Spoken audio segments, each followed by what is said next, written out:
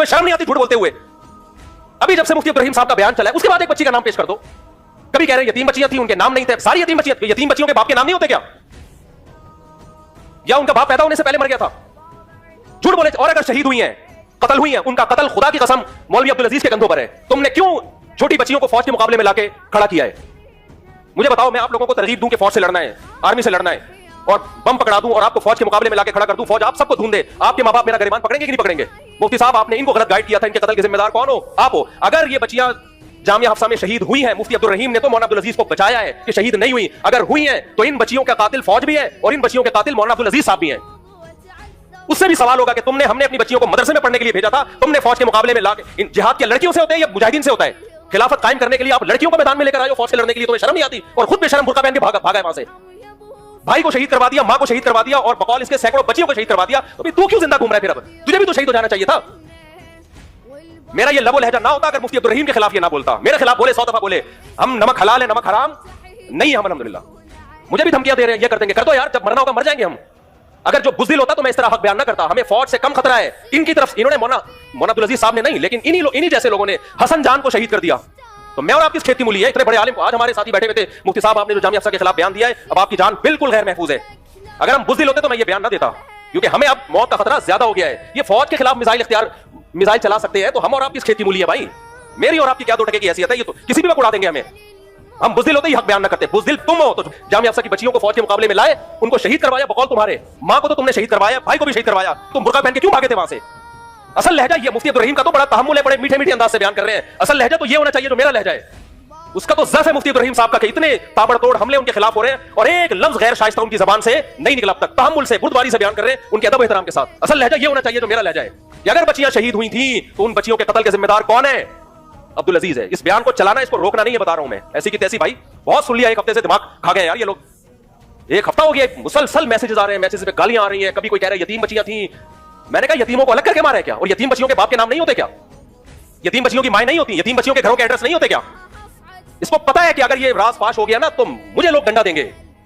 तो 2 बातों पे अपनी बात को खत्म कर रहा हूं। बच्चियों के नाम, उनके बाप के नाम, उनके घर के एड्रेस पेश करो। और अगर तुमने एड्रेस पेश कर दिए, बच्चियों के नाम बता दिए, तो इन बच्चियों को जहां फौज ने कत्ल किया है, कत्ल करवाने वाले कौन है?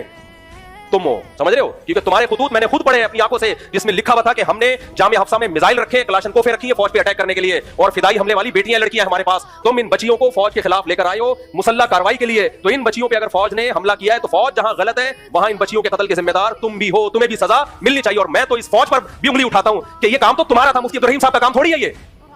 तो असल स्टाइल जो है ना ये होना चाहिए, ये तब इनको समझ में आएगी। दलाइल से समझने वाले लोग बोलो नहीं है। तो 2 बातों पे मेरी बात को खत्म कर रहा हूं। दाएं बाएं मत जाओ, मकतूल के नाम पेश करो जो बच्चियां शहीद हुई हैं। मकतूलीन के नाम पेश करो, उनके बाप के नाम, उनके घर के एड्रेस पेश करो, वरना कत्ल के मुबहम दावे कभी भी कबूल नहीं किए जाते। कभी भी कोर्ट में ये नहीं होता फलां भी कह रहे तेरे मर गए, कोर्ट कहती है तू बता किसको मारा है, नाम तो बता मकतूल का। कुछ लोगों ने ये भी कमेंट्स किए हुए कि अगर उन मकतूलीन के नाम बताए जाए तो उनके घरों में बड़े मसाइल खड़े हो जाएंगे। वाह वाह वाह वाह। बच्चियों को फौज के मुकाबले में लाके खड़ा करने से घरों में मसाइल खड़े नहीं हो रहे हैं भाई। उनको फौज ने कत्ल कर दिया तो अब मकतूल का नाम बताने से क्या खड़े हो रहे हैं? तो बुज़दिल तो तुम हो, कम वक्त हो। कोई मसाइल खड़े नहीं हो रहे, इनको पता है कोई कत्ल हुई नहीं है, इसलिए नाम लेते हुए मौत आ रही है। सही है ना? नाम नहीं लेंगे, मर जाएंगे ये। तो पहली बात मुतालबा क्या होना चाहिए? नाम बताओ, नाम। और हम उस नाम की तहकीक भी करेंगे। ऐसे नहीं आपने जो बोल दिया मान ले। और अगर तहकीक से साबित हो गया ना कि 10, 15, 20, 30 बच्चियां शहीद हुई हैं तो मौलाना अब्दुल अजीज साहब आपके मसले कम नहीं होंगे। आपके लिए मसला क्या हो जाएगा खड़ा? फिर मैं मीडिया पे आवाज उठाऊंगा, इन बच्चियों के कत्ल के जिम्मेदार आर्मी भी है और इन बच्चियों का कत्ल का जिम्मेदार मौलाना अब्दुल अजीज भी है। असल स्टाइल ये होना चाहिए इनके खिलाफ बयान करने का। मुफ्ती अब्दुल रहीम का तो ज़र्फ बहुत बड़ा है। मैं 30 साल से क्यों मैं उनसे चिपका हुआ हूं। हमने उनमें बर्दाश्त देखी है, उनमें तहम्मुल देखा है, उनका तकवा देखा है। इन लोगों में ना बर्दाश्त, ना तहम्मुल, ना तहकीक। कोई रिसर्च नहीं, कोई तहकीक नहीं, प्रोपेगेंडा करते रहो। मुफ्ती तकी साहब क्यों नहीं कह रहे मुफ्ती अब्दुल रहीम गलत हैं?